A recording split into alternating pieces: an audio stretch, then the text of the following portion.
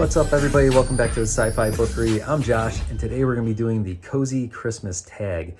This was a tag that's originated from my buddy Art at the Bookshelf Odyssey, and if you don't know, he has a podcast called the Cozy Christmas Podcast, and you can find it at cozychristmaspod.com, and I'll link it down below in the description for you. So Art put together a 12-part questionnaire, and I have a stack of books here, and they're all recommendations.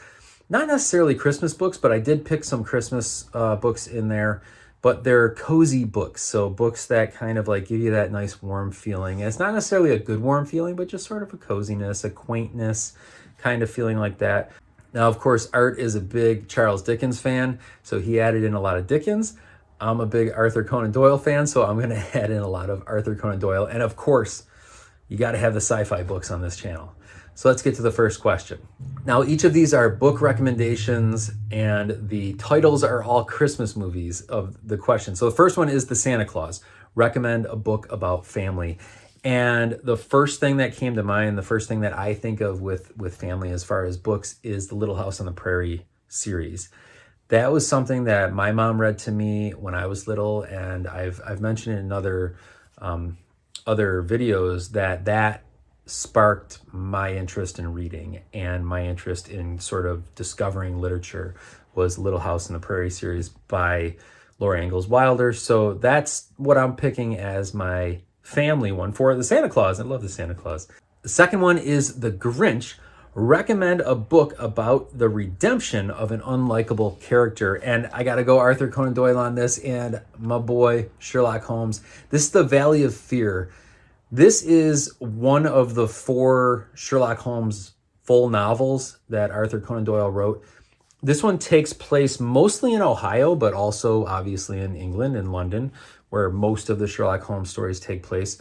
But this one does take place mainly in Ohio, and it's the Lehigh Valley, the coal district, all of that. And this is a story about a guy who is a shady character who kind of turns stuff around. And I'm not going to tell you the name of the character because there's a whole bunch of them in here, and it is a fun little surprise discovering it. But you want cozy? You talk about cozy, you got to have Sherlock Holmes in the conversation for cozy books. The next one is Polar Express. Recommend a book about travel. And I picked Spatial Delivery by Gordon R. Dickson. This is such a fun read. It's super simple. And it's just really cool. Like, look at that. Look at the bears. I love it. So the premise is it's this planet full of sentient bears, and these humans go there to kind of help them deal with some political issues involving a kidnapping. So they send this Olympic athlete to go sort this out. So it's kind of like a fish out of water story, I guess you could say. But I love it a lot. It's very cozy. There's little taverns and stop-offs and inns and stuff like that are just sort of like make you feel warm, and the woods and the environment and everything about it, the characters, it's just a really, really cozy read. Okay, next one is one of my favorite Christmas movies. It is Home Alone. Recommend a book about a character who faces challenges on their own. Well, I would recommend Home Alone. No, I'm just kidding. But I am reading this. If you haven't caught my Christmas TBR, I mixed in a few Christmas books with my normal sci-fi reading, and this is one of them. It's this book that's for 8-year-olds, but it's really cute. I like it. It's the novelization of the movie. So I'm not actually recommending that one. What I will recommend, though, is Life of Pi. It's one of those books that I think a lot of people have read, but it is sort of this cozy kind of romantic feeling about it. Not lovey romantic, but like romanticized feeling about it. And it's very cozy, quaint. It takes place on a rowboat for the most part, or on these little destinations that it just makes everything feel smaller. Like it makes the world feel smaller, even though Pi is out there in like this giant world sort of discovering things on his own. The message behind it and everything is so beautiful, and that's got to be the coziness right there for somebody doing something out on their own. Life of Pi. Next one is Hallmark Movie. I'm one of those guys that actually really likes the Hallmark movies. I kind of encourage my wife to turn them on. I don't know. It's a cozy feeling, you know. In the Hallmark movies, you kind of know what to expect. It's like rereading a book. You know, you kind of know what to expect. It has that comfortable feeling for it. But this one for the Hallmark movie, it says recommend a book that you find cozy. Got to go back to Sherlock on this one. This is A Study in Scarlet. This is the first novel that Arthur Conan Doyle wrote about Sherlock Holmes, and I love how cozy this is. They talk about London in the rain and the horse-drawn carriages that they take around the city, and there's all these different descriptions of the cobblestone and the buildings and all this stuff that just makes it feel really cozy and comfortable. And especially 221B Baker Street is such a cozy little apartment, you know, upstairs, got the fireplace. You can just imagine Sherlock Holmes with his pipe and the violin music playing and Watson off to the side reading or something like that. And what I find most cozy about Sherlock Holmes stories is they're told from the perspective of Dr. John Watson. And he has such a clinical but comfortable way of speaking. And that's what makes it cozy for me. The next one is another one of my favorite Christmas movies, A Christmas Story. And Art doesn't like it so much. He said he's given it a lot of tries and just can't understand it, just can't get it, can't enjoy it. So the prompt is a story that you've reread or that you've stopped reading or that you have trouble reading and it just isn't working for you. It's not that it's not working for me, but this is City by Clifford Simak. This is widely regarded as one of his best works.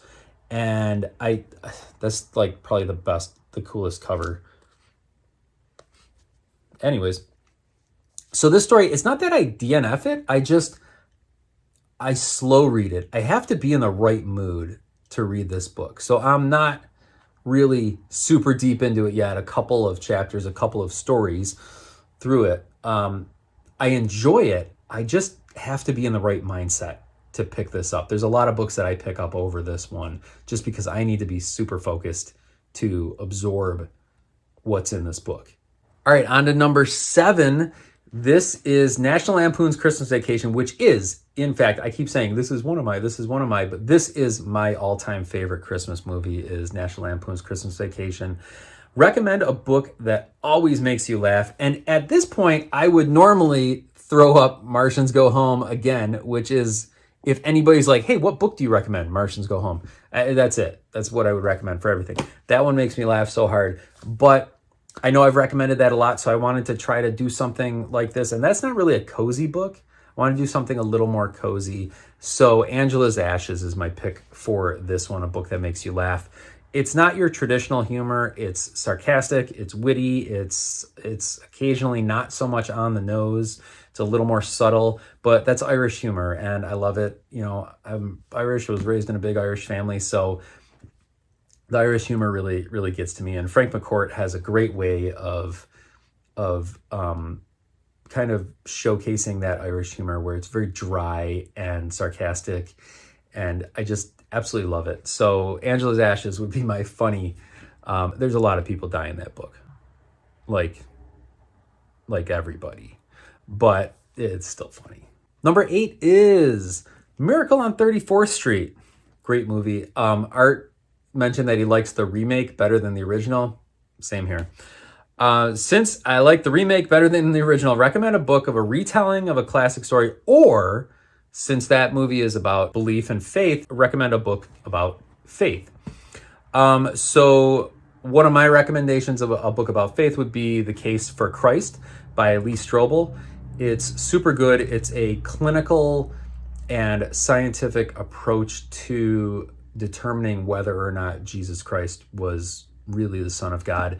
I'm a Christian, just to put that out there, and I found my faith later in life by a similar scientific method, and that book really resonated with me because of that. But another one that I would recommend, since this is a sci-fi channel, is, of course, PKD, do androids dream of electric sheep? The answer is maybe. But this book deals with Mercerism, which is a made-up religion in this futuristic world. And I love the way that he handles faith, belief, religion, and a bit of like cultism in it as well. It's very, very well done. So that would be mine for a faith-based book. Next up, It's a Wonderful Life. Recommend a book that you have reread, especially more than twice.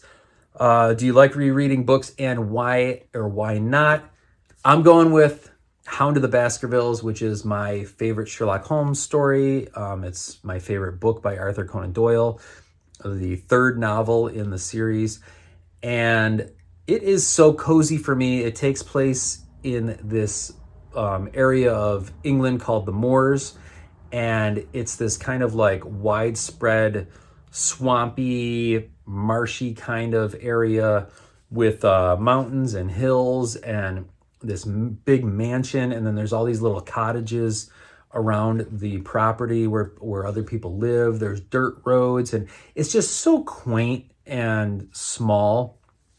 So I got to throw that one out there because I have read it a few times, and I try to reread it every October, but it seems to be every other October, because once a year rereading a book for me, I keep it fresh in my head. So especially a book like that you've read more than once. And so like every other October, I'll pick it up and read it again. And it's always just such a cozy and comfortable feeling. Next up, The Nightmare Before Christmas. And this one is recommend a scary book. Well, I don't think that you can say scary book without immediately thinking of Edgar Allan Poe. So I have to say The Telltale Heart for this one. That book, it's a short story, but I read that a long time ago. I mean, 25 years ago maybe, and it still freaks me out. It still sticks with me. And it's such an iconic story that you tell somebody Telltale Heart, and even if they haven't read it, they know the general idea of that, of something that's like something that you did and the guilt that you're feeling, and it's this pesky kind of guilt that just wears you down. And everybody knows what the Telltale Heart means, the meaning behind the story, even if they haven't read it. And that story freaks me out to this day. Edgar Allan Poe had such a great way of doing that. So that's my Nightmare Before Christmas scary story. The next one, second to last, is Elf. Great movie. Recommend a holiday book. It can be a book about any holiday, not just Christmas. So I picked a Christmas one. This is my current read on my Christmas TBR. This is Skipping Christmas by John Grisham. I am loving it so far. One of my favorite Christmas movies is Christmas with the Cranks. So this is the book that the movie is based on.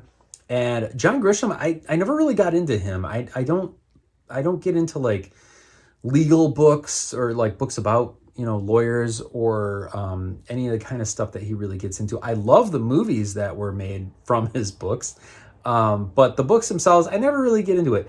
It turns out he's a really good writer, especially with this. This is a very cozy, quaint kind of thing. The majority of the story takes place in this small town, and most of it takes place on their street. So it is very small as far as the setting for the story.